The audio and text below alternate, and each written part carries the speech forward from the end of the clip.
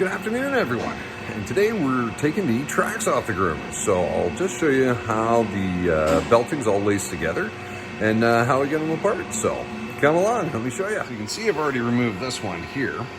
This one's completely gone. So you have your back plate. Of course, your nuts are connected on the studs here. So we're just going to remove these.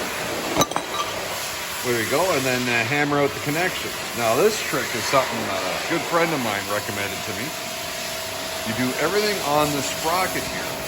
So that way, the tracks aren't going to come apart on you while you're working away. We used to do them all at the front of the cats, because that was the way I was showing, and then came up with this, and boy, for taking them on and off, this is the ticket. Because once you have them on the sprocket here, then they're not going to go anywhere on you. So it's a much safer way and a lot less messing around getting everything lined up. So I'm just going to carry on. This side's all buzzed off. Get onto this side here. You see we got everything lined up. We just jack up the cat front and back, get the tracks where we want them on the sprocket, and away we go. So carrying on. Okay, so you can see that once the plates are all out here, the track just stays right on the sprocket. And away you go. Just really want to make sure when you're prying away here, not that it takes much to get these out, it's actually pretty simple, but you don't want this to come back and land on your legs, because it's gonna hurt a whole bunch. God, those grosser bars are heavy. Okay, so for you folks that have been doing this the old-fashioned way, like, this is generally not a one-person job, this is a 2 or 3 person job, but here, let me just show you.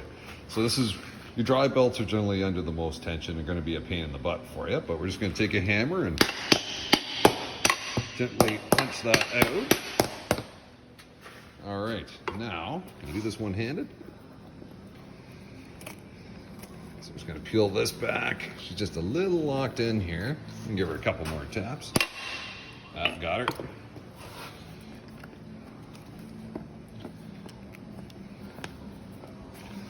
And here.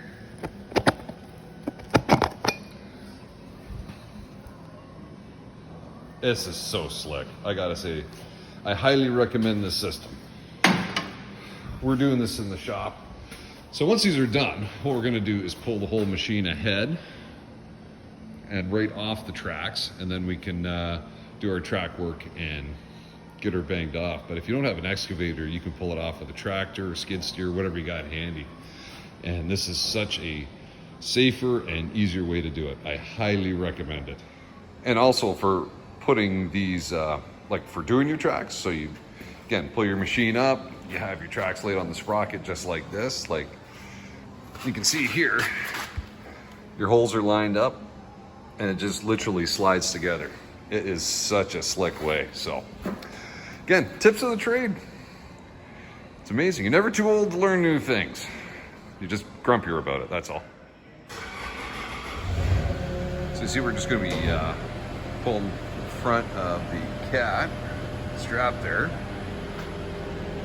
It's got an old nut bar here to guide the track. And away we go.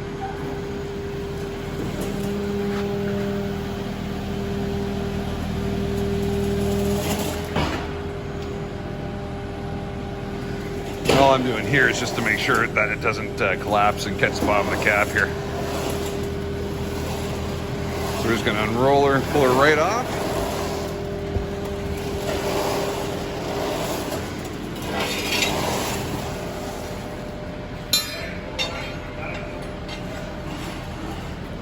I'm just going to hold her for the last bit here.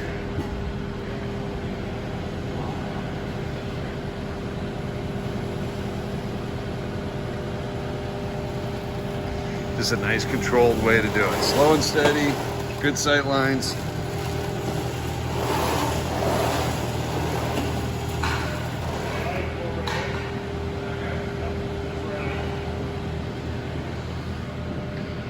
Oh, watch this thing 100 times and still dirt on it. That's why it's good to pull the tracks off. Give everything a good once over.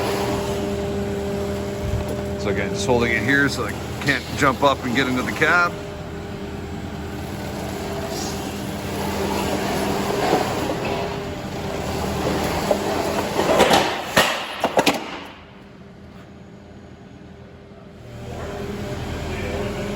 and she's right off.